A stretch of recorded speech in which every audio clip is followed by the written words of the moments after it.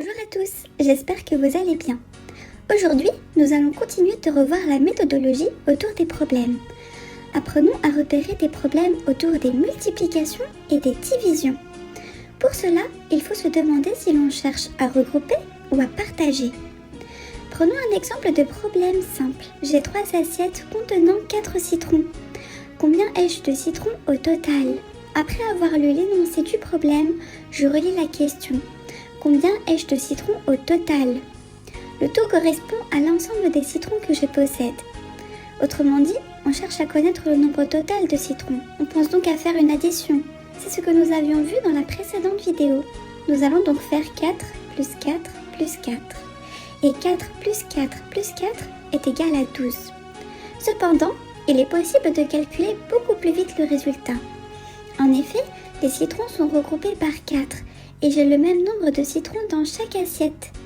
Lorsque j'écris l'opération 4 plus 4 plus 4, j'observe qu'en réalité j'ai écrit 3 fois le chiffre 4.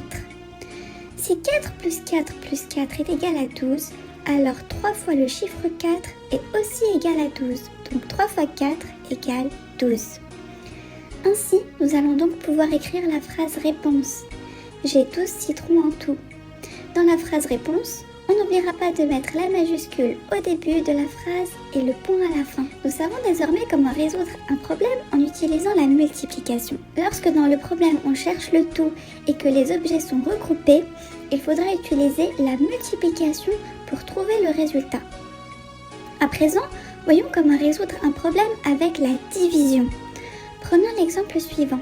Je veux partager 6 petits pains entre 2 camarades. Combien de petits pains vont recevoir mes amis? Je vais partager équitablement les petits pains que j'ai entre mes 2 amis.